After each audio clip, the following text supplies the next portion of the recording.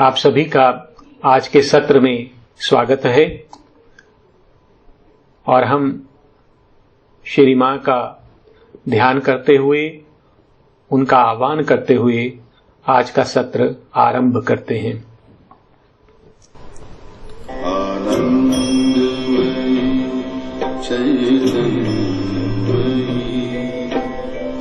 सत्यमयी परमे आनंदमयी चैतन्यमयी सत्यमयी परमे आनंदमयी चैतन्यमयी सत्यमयी परमे।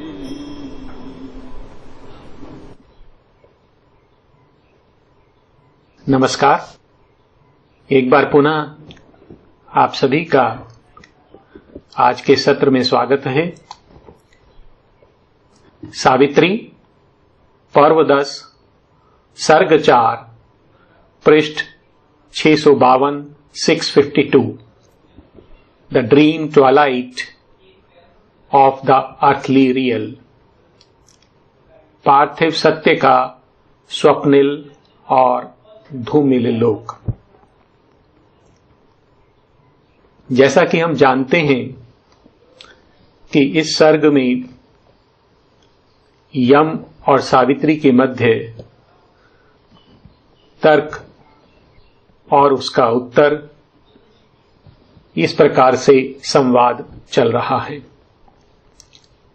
इस सर्ग में अभी तक जो तर्क यम ने सावित्री के समक्ष रखे हैं और सावित्री ने जो उनका उत्तर दिया है, संक्षेप में वह इस प्रकार से है।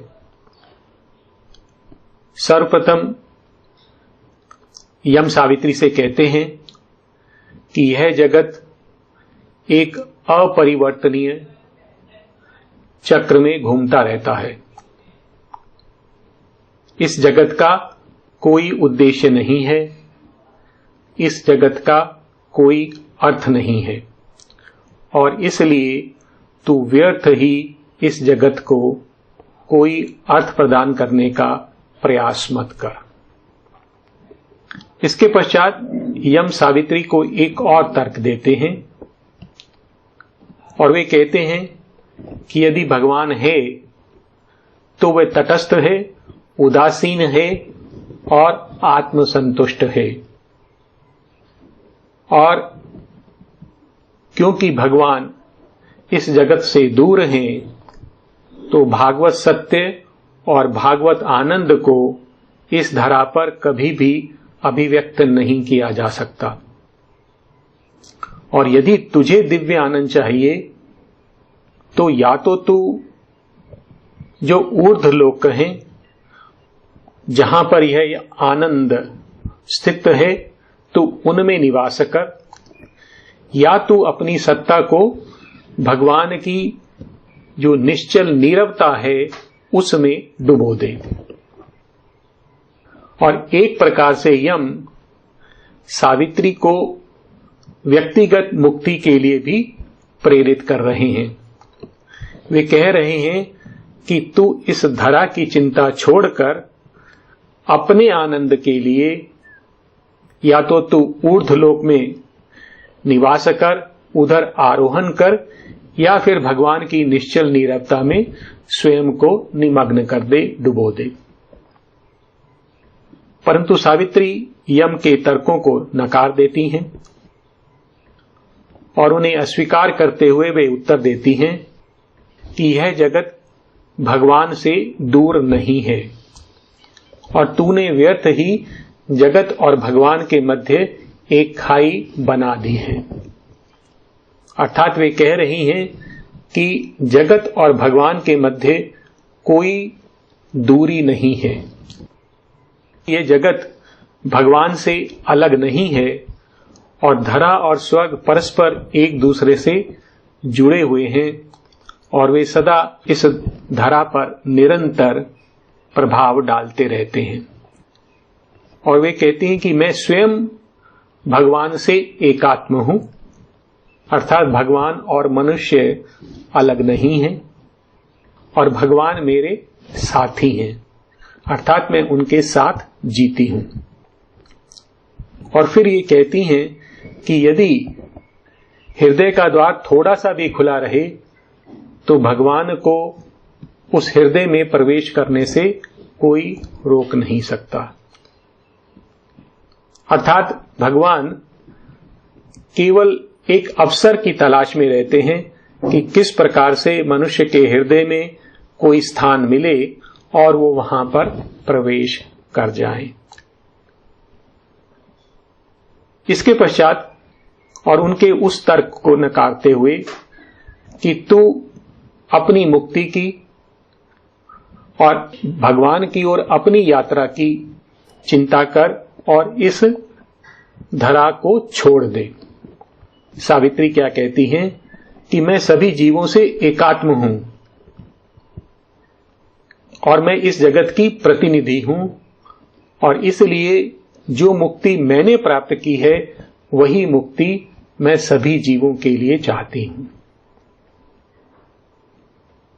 तो एक प्रकार से सावित्री अपनी व्यक्तिगत मुक्ति को नकार देती हैं, अस्वीकार कर देती हैं।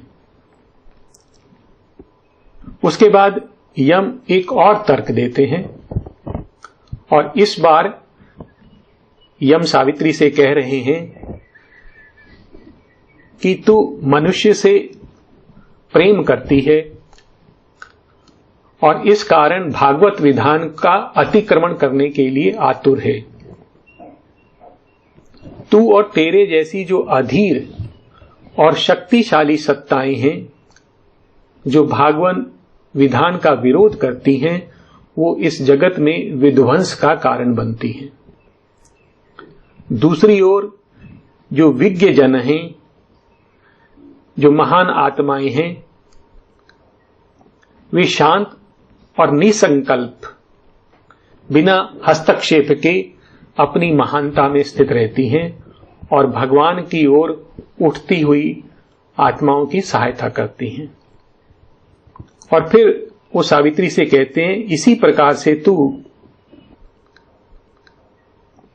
धैर्यवान बन और इस जगत का जो स्थापित विधान है उसका सम्मान कर, उसको स्वीकार कर, तू जगत की गति में हस्तक्षेप मत कर।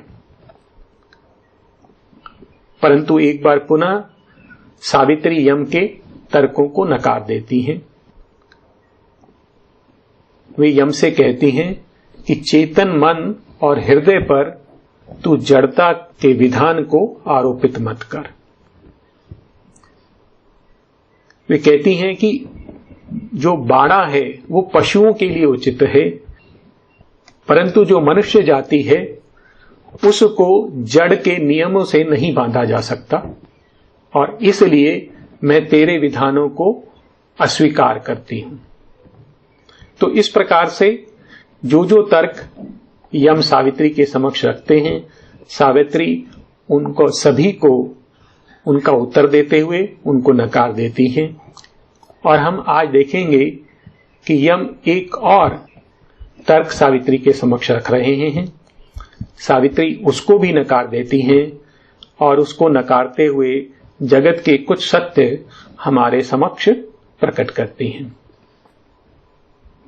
अब जो पंक्तियां हमारे समक्ष आ रही हैं उसमें हम देखेंगे कि यम सावित्री से कुछ प्रश्न कर रहे हैं और उन प्रश्नों के माध्यम से वो सावित्री से कह रहे हैं कि यह जो तुम्हारा संकल्प है वो शुद्ध है, छोटा है और इसलिए तू इस संकल्प पर विचार कर इसे तू छोड़ दे। तो ऐसा कहते हुए यम सावित्री से कहते हैं कि तू महान है और ज्ञानी है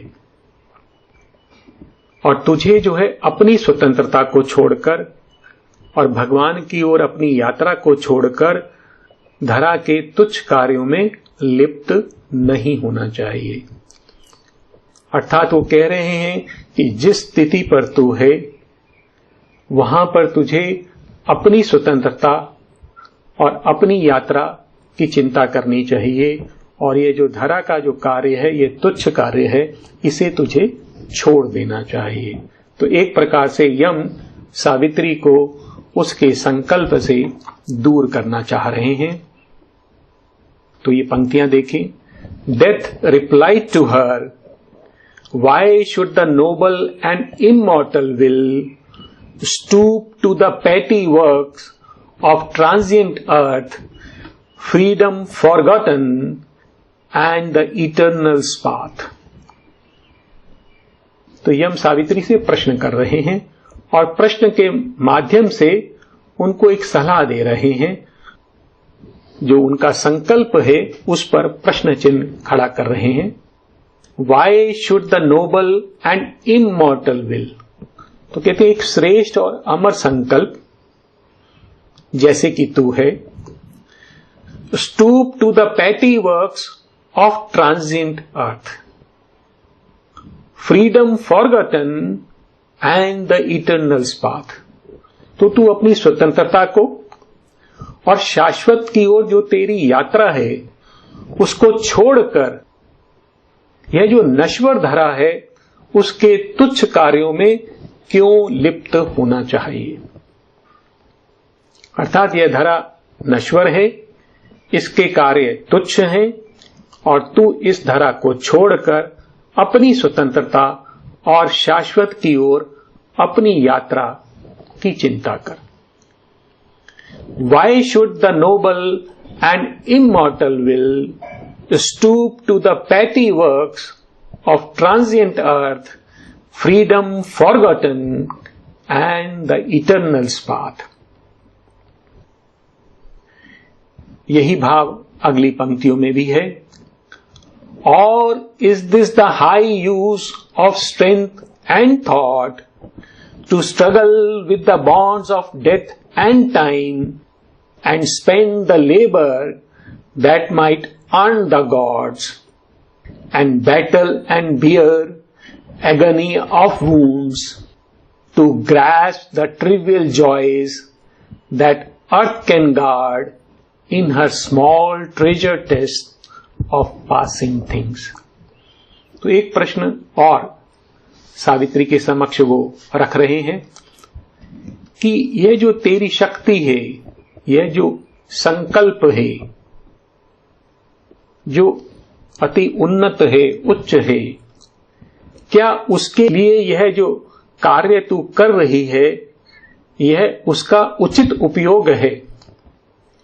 और is this the high use of strength and thought? तो जो तेरा संकल्प है, जो तेरी शक्ति है, क्या उसके लिए यह श्रेष्ठ और उचित उपयोग है? To struggle with the bonds of death and time and spend the labour that might earn the gods. तो क्या कार्य उचित नहीं है? मृत्यु और काल के बंधनों से संघर्ष करना, to struggle with the bonds of death and time and spend the labour, और जो तू श्रम कर रही है उसको व्यय कर देना जो देवों को प्राप्त कर सकता था। अर्थात तेरी शक्ति श्रेष्ठ है, तेरा संकल्प श्रेष्ठ है, और यदि तू उनका सदुपयोग करे तो तू देवों को प्राप्त कर सकती है, देवों की स्थिति को प्राप्त कर सकती है। तो तेरे लिए उस श्रम को, उस संकल्प को, उस शक्ति को मृत्यु और काल के बंधनों से संघर्ष करने में व्यर्थ नहीं करना चाहिए। और is this the high use of strength and thought to struggle with the bonds of death and time and spend the labour that might earn the gods. और इसके अतिरिक्त and battle and bear agony of wounds to grasp the trivial joys that earth can guard in her small treasure chest of passing things। या फिर उन छोटी छोटी खुशियों को पकड़ने के लिए, trivial joys, that earth can guard in her small treasure chest, जो धरा अपने नश्वर द्रव्यों में बांध कर रखती है। तो ये जो धरा है हमें जो सुख प्रदान करती है, क्षणिक और नश्वर सुख, वो किसमें बंधे हुए हैं? In her small treasure chest of passing thing, इन नश्वर द्रव्यों में वो बांध के रखती है। और उन तुच्छ सुखों को, उन खुशियों को पाने के लिए and battle and bear agony of wounds, तो तुझे क्या युद्ध करना चाहिए और घावों की पीड़ा को सहना चाहिए। अर्थात उन सुखों को प्राप्त करने के लिए जो तू श्रम कर रही है, जो तू युद्ध कर रही है, जो तू आघातों को सह रही है, वो सब व्यर्थ हैं। ऐसा वो सावित्री को समझा रहे हैं। और is this the high use of strength and thought to struggle with the bonds of death and time and spend the labour that might earn the gods, and battle and bear agony of wounds to grasp the trivial joys that earth can guard in her small treasure chest of passing things. इसके पश्चात यम सावित्री से कहते हैं कि हे सावित्री, तूने ये जो पार्थिव जीवन है, इसके छोटे छोटे सुखों के लिए सत्यवान को तू एक महान मुक्ति और स्वर्ग के सुखों से दूर कर रही है। सत्यवान मुक्ति की ओर बढ़ रहे हैं, स्वर्ग के सुखों की ओर बढ़ रहे हैं, और तू इन धरा के छोटे छोटे सुखों के लिए उनको रोक रही है। Child, hast thou trodden the gods beneath thy feet only to win poor shreds of earthly life? For him thou lovest, cancelling the grand release. कहते हैं, हे सावित्री, वो सत्यवान जिससे तू प्रेम करती है, उसकी महान मुक्ति को नकार कर तूने ये जो पार्थिव जीवन है उसके छोटे छोटे टुकड़ों को जीतने के लिए देवों को अपने चरण के नीचे कुचल दिया है। Child, hast thou trodden the gods beneath thy feet only to win poor shreds of earthly life? For him thou lovest, cancelling the grand release, keeping from early rapture of the heavens, his soul the lenient deities have called.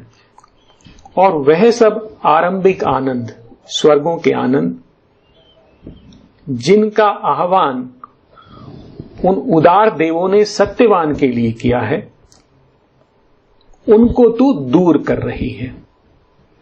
अर्थात एक प्रकार से तूने देवों को अपने चरणों के नीचे कुचलकर सत्यवान की जो मुक्ति है और उसके जो स्वर्ग के सुख हैं, उससे तू उन्हें रोक रही है।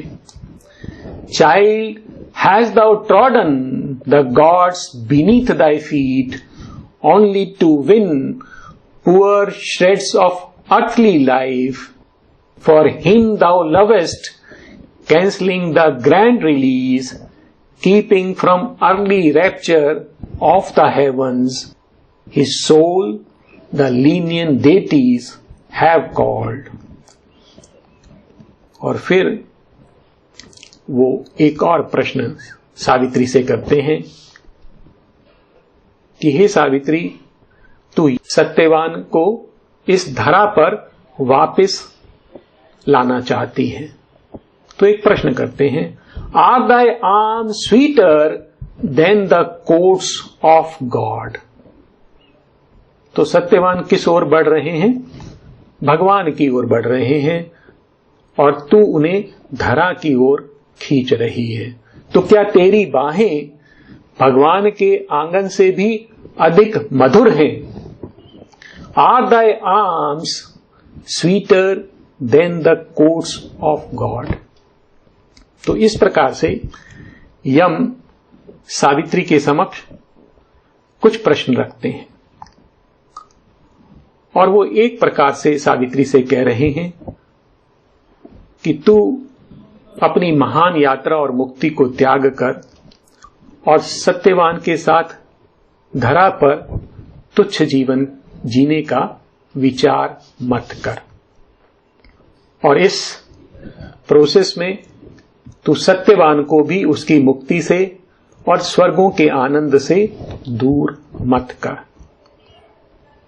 अब सावित्री इसका उत्तर देती हैं और वो क्या कहती हैं? She answered. तो सावित्री ने उत्तर दिया, straight I trample on the road, the strong hand hewed for me which planned our path. तो सावित्री क्या कह रही हैं कि हे यम, मैं उस मार्ग पर चल रही हूं। वो कौन सा मार्ग है? जो एक सशक्त हस्त ने अर्थात स्वयं भगवान ने मेरे लिए बनाया है। The strong hand hewed for me which planned our path. तो वो जो मार्ग मेरे लिए बनाया गया है, मैं उस पर दृढ़ता से आगे बढ़ रही हूं। अर्थात ये जो मार्ग है जिस पर मैं बढ़ रही हूं, ये मैंने इसलिए चुना है क्योंकि भगवान ने ये मेरे लिए बनाया है। She answered, straight I trample on the road, the strong hand hewed for me which planned our path. I run where his sweet dreadful voice commands, and I am driven by the reins of God. तो वो कह रही हैं कि मैं उस ओर दौड़ती हूं जिस ओर बढ़ने के लिए उसकी जो मधुर वाणी है मुझे आदेश देती है। तो भगवान जिस ओर मुझे जाने के लिए कहते हैं, उनकी जो मधुर वाणी है, मैं उनका अनुसरण करती हूं। And I am driven by the reins of God. और मैं जो प्रभु का जो संकल्प है, उनकी जो लगाम है, जो मेरे मार्ग को नियत करती है, मैं उसके द्वारा निर्देशित हूं, उसके द्वारा आगे बढ़ती हूं। I run where his sweet dreadful voice commands, and I am driven by the reins of God. तो एक प्रकार से सावित्री यम के तर्क को नकार रही हैं और वो कह रही हैं कि मैंने जो मार्ग चुना है वो भगवान द्वारा निर्धारित मार्ग है। फिर सावित्री यम से प्रश्न करती हैं और प्रश्न करते हुए वो एक भाव यम के सामने रख रही हैं कि यह जो जगत है उसके पीछे भगवान का एक प्रयोजन है। Why drew the wide his scheme of mighty words or filled infinity with his passionate breath? तो एक प्रश्न कर रही हैं कि उसने इन शक्तिशाली लोगों की यह जो विशाल योजना है क्यों बनाई, और filled infinity with his passionate breath, या फिर अपने आवेशपूर्ण श्वास से जो ये जगत है जिसमें इतना संघर्ष है, आवेश है, प्रयास है, उससे इसने अनंत आकाश को क्यों भर दिया। तो एक प्रकार से सावित्री कह रही हैं कि इस जगत का एक अर्थ है, इस जगत के पीछे गुह्य योजना है। जैसा यम पहले कहना चाह रहे थे सावित्री को कि इस जगत का कोई उद्देश्य नहीं है, कोई अर्थ नहीं है। और सावित्री उनसे वापस प्रश्न कर रही हैं, यदि ऐसा है तो यह जगत की रचना क्यों की गई है? Why do he wide his scheme of mighty words or filled infinity with his passionate breath? तो उसने यह जगत की रचना क्यों की है? और इसके साथ साथ एक और प्रश्न वो करती हैं, और wherefore did he build my mortal form and sow in me his bright and proud desires, if not to achieve, to flower in me, to love, carving his human image richly shaped in thoughts and largenesses and golden powers. तो जिस प्रकार से उसने जगत की रचना एक विशेष प्रयोजन से की है, उसी प्रकार उसने मेरे को भी एक विशेष उद्देश्य से रचा है। और वो प्रश्न कर रही हैं कि यह जो मानवीय छवि है, यह जो मेरा देह है, उसको तराश कर उसने carving his human image richly shaped in thoughts and largenesses and golden powers. तो उसने ये जो मेरी देह को तराशा है, उसकी जो रचना की है और उसे उन्नत विचारों से, विशालताओं से और स्वर्णिम शक्तियों से समृद्ध किया है। तो सावित्री कैसी हैं?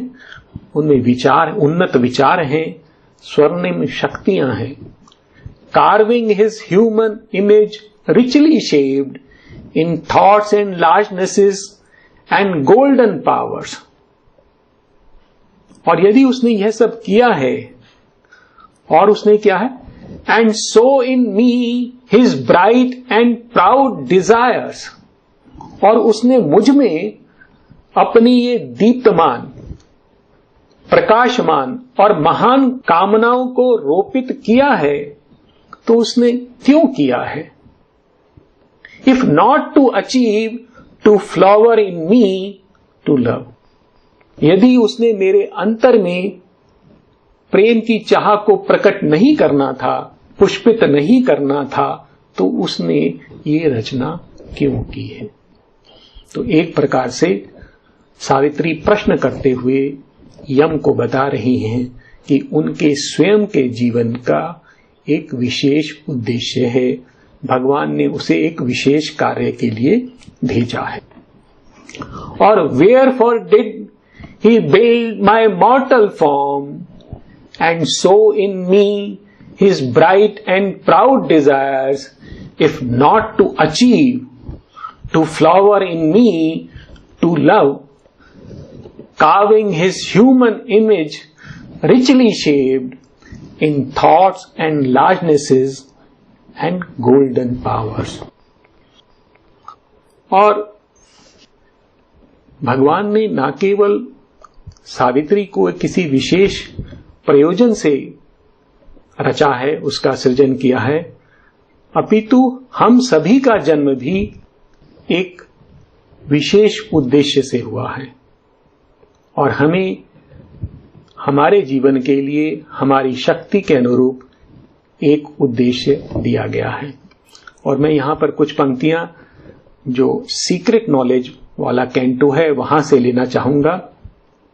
और ये पंक्तियां देखें, यही भाव ये पंक्तियां भी प्रकट कर रही हैं कि मनुष्य बहुत जन्मों के पश्चात, अनेक जन्मों की यात्रा करने के पश्चात एक गुह्य कथानक को पढ़ता है, अर्थात अपनी चैत्य पुरुष से साक्षात्कार करता है। और तब वह जानता है कि उसके जीवन का उद्देश्य क्या है। क्या वो किसी अदृश्य सत्ता में किसी शून्य की ओर बढ़ रहा है, या फिर उसे प्रकृति ने कोई आदेश दिया है कि इस जगत में एक नया मन, एक नई देह रचने के लिए और उस दिव्य देह में भगवान को विराजमान करने के लिए, इस शांत में अनंत को भरने के लिए उसको कौन सा कार्य दिया गया है, वो अनेक जन्मों के पश्चात इसको जान पाता है। तो ये पंक्तियां देखें। Late will he know, opening the mystic script, whether to a blank port in the unseen he goes, और armed with her fiat to discover a new mind and body in the city of God and enshrine the immortal in his glory's house and make the finite one with the infinity। तो जिस प्रकार से सावित्री को इस जगत के रचना में एक उद्देश्य दिया गया है, एक कार्य दिया गया है, उसी प्रकार प्रत्येक मनुष्य को एक कार्य दिया गया है। केवल अंतर इतना है कि सावित्री, क्योंकि वो भागवत साक्षात्कार कर चुकी हैं, तो ये जानती हैं कि उनके जीवन का उद्देश्य क्या है, परंतु हम उस उद्देश्य को अभी नहीं जानते। और अनेक जन्मों के पश्चात जब हम अपने चैत्य पुरुष से साक्षात्कार करेंगे तो हम ये जानेंगे कि भगवान ने हमें इस जग में क्यों भेजा है। Let will he know, opening the mystic script, whether to a blank port in the unseen he goes, और armed with her faith to discover a new mind and body in the city of God and enshrine the immortal in his glory's house and make the finite one with infinity। और इन पंक्तियों में दो प्रकार के जीवन के उद्देश्य हमारे समक्ष रखे हैं। एक ये कि क्या हम निर्वाण की ओर बढ़ेंगे, a blank port in the unseen, अदृश्य में किसी शून्य के तट पर जाएंगे, या फिर हम इस धरा पर दिव्य जीवन को स्थापित करेंगे, and enshrine the immortal in his glories house.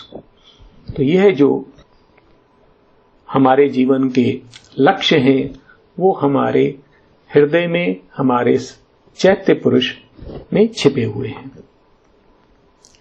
इसके पश्चात सावित्री यम से कहती हैं कि भगवान ने हमें एक कार्य दिया है, वह कार्य हमें इस धरा पर करना है, और इसलिए स्वर्ग हमारी प्रतीक्षा कर सकता है। अर्थात वो इस धरा को छोड़कर स्वर्ग की ओर बढ़ने से मना कर रही हैं। Far heaven can wait our coming in its calm। कहते ये जो स्वर्ग जो दूर अपनी नीरवता में स्थित है, वो हमारे आने की प्रतीक्षा कर सकता है। हम उसकी ओर जाने के लिए भी तैयार नहीं हैं। Far heaven can wait our coming in its calm। तो हमारे पास इस धरा पर कार्य करने के लिए है। और अब सावित्री एक और बात हमारे समक्ष रख रही हैं, वो धरा के विषय में बता रही हैं। वे कह रही हैं कि भगवान के लिए स्वर्ग का जो सृजन है वो बहुत सरल था, परंतु धरा का जो सृजन है वो एक चुनौती है, क्योंकि यहां पर खतरनाक शक्तियां हैं और उन शक्तियों के मध्य उसे दिव्य मानव का सृजन करना है। तो एक प्रकार से वो उद्देश्य भी बता रही हैं कि इस जगत का उद्देश्य क्या है। Easy the heavens were to build for God. तो ये जो स्वर्गों का सृजन है वो भगवान के लिए बहुत सरल था। Easy the heavens were to build for God. Earth was his difficult matter. Earth the glory gave of the problem and the race and strife. तो कहते परंतु धरा का जो सृजन था वो एक कठिन कार्य था, और धरा ने जो यहां पर संघर्ष है उसने इसको एक गौरव प्रदान किया है। तो धरा का गौरव क्या है कि यहां पर मनुष्य जाति है, संघर्षरत है, यही उसका गौरव है, यही उसकी विशेषता है, और इसी कारण उसको रचना कठिन था। Earth was his difficult matter, earth the glory gave of the problem and the race and strive. There are the ominous mask, the terrible powers. तो इस धरा पर खतरनाक शक्तियां हैं और वे खतरनाक मुखौटे पहने हुए हैं। There are the ominous mask, the terrible powers, there it is greatness to create the gods. और यहां पर देवों का सृजन करना अर्थात दिव्य मानव का सृजन करना एक महान कार्य है। तो एक प्रकार से सावित्री यम के समक्ष स्वर्ग की तुलना में जो धरा है उसके महत्व को बता रही है कि जो धरा की जो रचना है, उसका जो सृजन है वो एक कठिन कार्य था, और क्योंकि यहां पर खतरनाक शक्तियों के मध्य उसे देवों का सृजन करना था, दिव्य मानव का सृजन करना था। Easy the heavens were to build for God. Earth was his difficult matter. Earth the glory gave of the problem and the race and strife. There are the ominous masks, the terrible powers. There it is greatness to create the gods.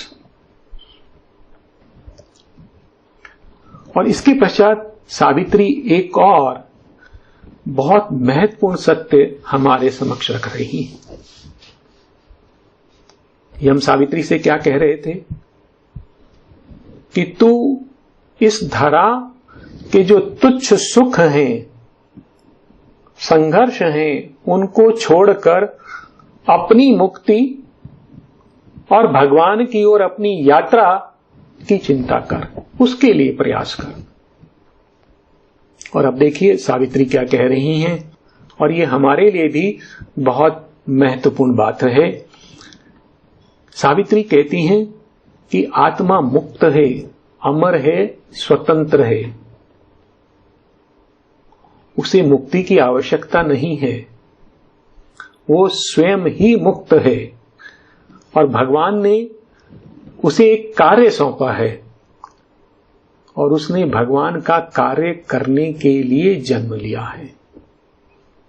तो जब हम कई बार ये सोचते हैं कि हम इस धरा के संघर्ष से, दुखों से मुक्त होकर किसी स्वर्ग में चले जाएं, तो सावित्री क्या कह रही हैं कि हमारी आत्मा तो मुक्त ही है, वो स्वयं अपने संकल्प से इस धरा पर आई है, भगवान का कार्य करने के लिए आई है, उसे मुक्ति की आवश्यकता नहीं है।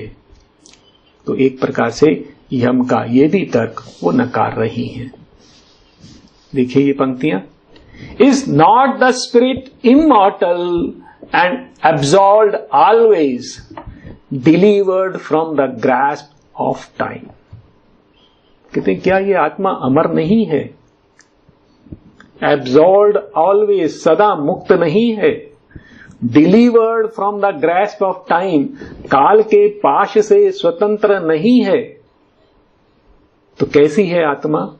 प्रश्न करते हुए वो उत्तर भी दे रही हैं कि आत्मा शाश्वत है, अजन्मा है, अमर है, सदा मुक्त है, कर्म का कोई बंधन आत्मा को बांध नहीं सकता है, delivered from the grasp of time, और वो काल के पाश में भी नहीं बंधती है। तो ऐसी वो आत्मा है। Is not the spirit immortal and absolved, always delivered from the grasp of time? Why came it down into the mortal space? और यदि यह अमर नहीं है तो यह फिर इस मर्त्य लोक में क्यों आई है? और फिर वो इसका उत्तर भी देती हैं कि वो हमारी आत्मा यहां पर क्यों आई है। A charge he gave to his high spirit in man. तो भगवान ने इस आत्मा को एक कार्य सौंपा है। A charge he gave to his high spirit in man and wrote a hidden decree on nature's top. और उसने प्रकृति के शिखरों पर एक गोपित आदेश लिख दिया है। तो वो आदेश क्या है? वो भागवत संकल्प है। तो एक प्रकार से ये जो आत्मा है इस धरा पर उस भागवत संकल्प को चरितार्थ करने के लिए आई है। A charge he gave to his high spirit in man and wrote a hidden decree on nature's tops. और फिर सावित्री हमें बता रही हैं कि आत्मा सदा मुक्त है। वस्तुतः यह जो जगत में बंधन का जो खेल चल रहा है वो एक दिव्य खेल है और ये एक अद्भुत दाव है, बाजी है जो आत्मा ने फेंकी है। Freedom is this with ever seated soul. तो ये जो आत्मा हमारे अंदर स्थित है उसके पास एक स्वतंत्रता है। वो कैसी स्वतंत्रता है वो बता। Freedom is this with ever seated soul large in life's limits. तो जीवन की सीमाओं में वो विशाल है, अर्थात वो उनसे बंधती नहीं है। Large in life's limits, strong in matter's knots. और वो जड़ तत्व की जो ग्रंथियां हैं उनसे कहीं अधिक सशक्त है, जब चाहे उन्हें तोड़ सकती है। Large in life's limits, strong in matter's knots, building great stuff of action from the words. तो वो क्या कर रही है कि ये जो जगत है उसके तत्वों से अपने कर्मों द्वारा महान तत्वों की रचना कर रही है। तो वह ये कार्य कर रही है और वो कार्य कैसा है? महान कार्य है। Building great stuff of action from the words. तो यहां पर रहते हुए इस जगत में कार्य करते हुए वो एक महान रचना कर रही है। और वो रचना क्या है? To make fine wisdom from coarse scattered strands. तो यहां जो बिखरे हुए धागे हैं, मोटे अपरिष्कृत, ऐसे जो धागे हैं, यह जो स्थूल जगत है उससे वो क्या निर्मित कर रही है? सूक्ष्म प्रज्ञा का निर्माण कर रही है। To make fine wisdom from coarse scattered strands and love and beauty out of war and night. और वो क्या कर रही है कि इस जगत में जो हम देखते हैं, रात्रि है, युद्ध है, उससे वो प्रेम और सौंदर्य की रचना कर रही है। एक प्रकार से भगवान को अभिव्यक्त करने का प्रयास कर रही है। The wager wonderful, the game divine. और यह जो दाव है, यह जो बाजी उसने खेली है, यह अद्भुत है। वो उससे ऊपर है, उसमें लिप्त नहीं है, वो उससे मुक्त है। एक ये डिवाइन गेम, डिवाइन ये एक दिव्य खेल है। तो इस प्रकार की आत्मा है, ऐसी उसकी स्वतंत्रता है। Freedom is this with ever seated soul, large in life's limits, strong in matter's knots, building great stuff of action from the words, to make fine wisdom from codes scatter strands, and love and beauty out of war and night, the wager wonderful, the game divine। तो ये जो खेल है वो दिव्य खेल है। और फिर सावित्री एक और प्रश्न करती हैं, कहती आत्मा की वो स्वतंत्रता ही क्या स्वतंत्रता है जो बंधनों को स्वीकार ना कर सके। तो वो कह रही है क्योंकि आत्मा स्वतंत्र है इसलिए वो इस जगत के बंधनों को स्वीकार करती है। यहां पर आने के पश्चात भी वो सदा मुक्त ही रहती है। तो तू किस मुक्ति की बात कर रहा है? मैं तो सदा ही मुक्त हूं। What liberty has the soul which feels not free unless stripped bare?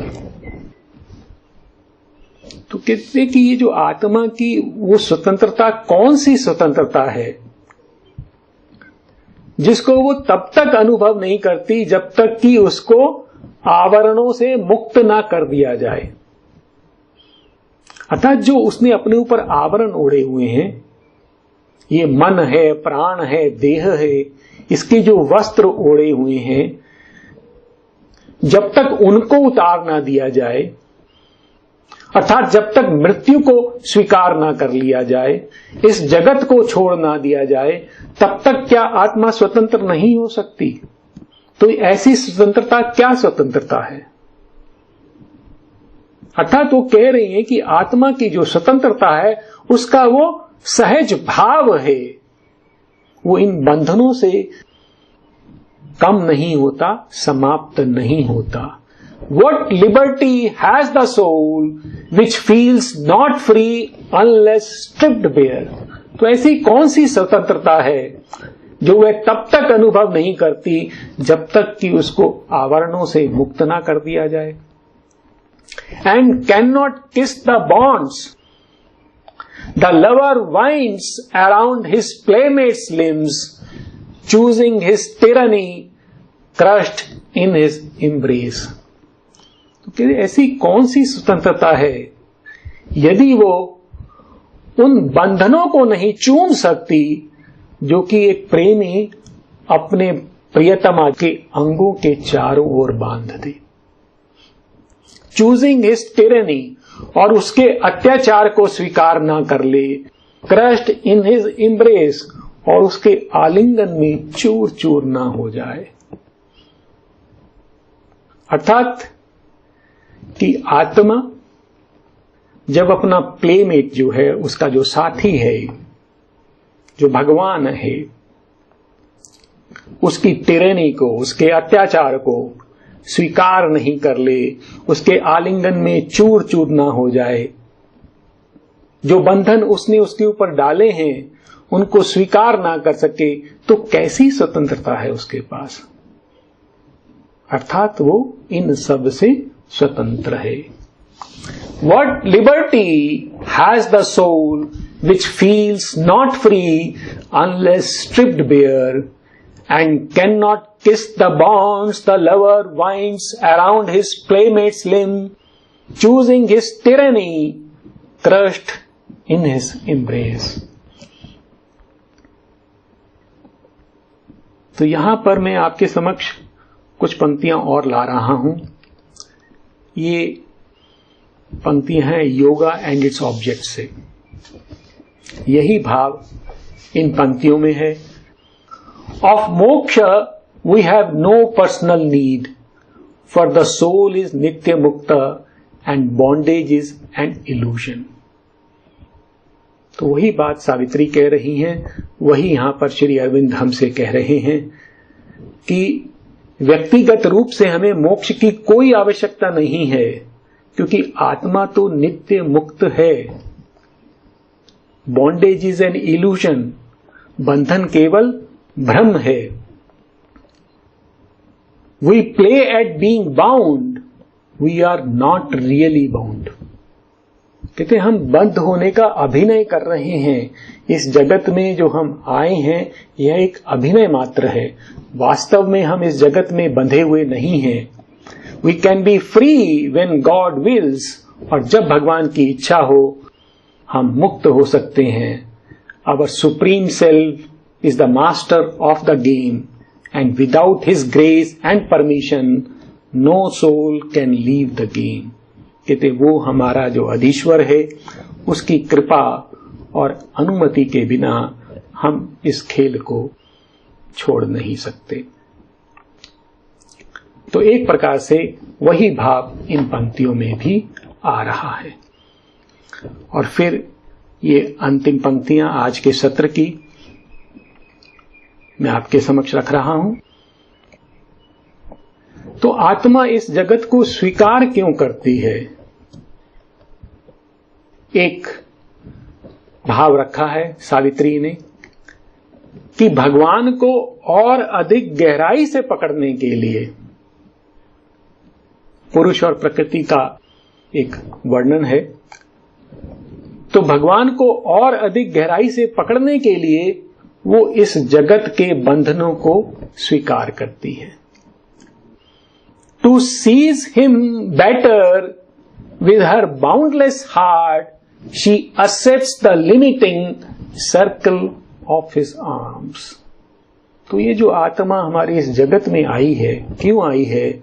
वो अपने असीम हृदय से उस परम एक को और अधिक गहराई से जकड़ लेना चाहती है, और इसीलिए उसके बंधनों को उसने स्वीकार किया है। To seize him better with her boundless heart, she accepts the limiting circle of his arms, bows full of bliss beneath his mastering hands. और वो आनंदपूर्ण उसके करों के नीचे झुक जाती है, उसका वर्चस्व स्वीकार करती है, and laughs in his rich constraints, और उसके समृद्ध बंधनों में हंसती है। उसके बंधन कैसे समृद्ध हैं, वो बहुत आनंद देते हैं। And laughs in his rich constraint, most bound, most free, वो पूर्णतः बंध जाने के पश्चात भी पूर्णतः मुक्त रहती है। तो ऐसी हमारी आत्मा है, और इस कारण वो जगत में जन्म लेती है। This is my answer to thy lures, O death. और हे यम, तेरे जो प्रलोभन है उनके लिए मेरा यह उत्तर है। तो हम यहां पर आज इस सत्र को विराम देंगे और शांति मंत्र का पाठ कर आप सभी से आज्ञा लेंगे।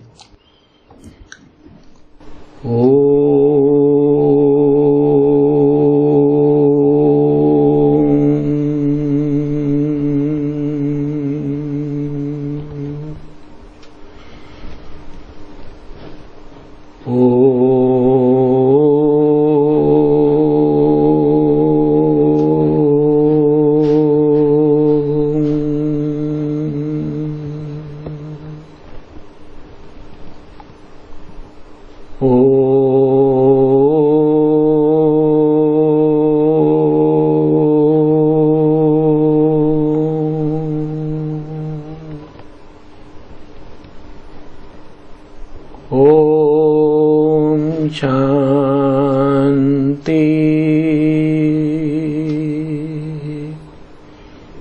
शांति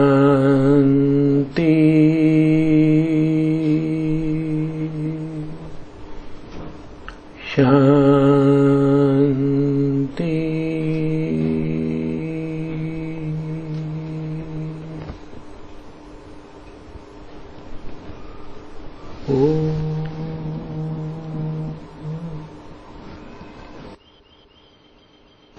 धन्यवाद।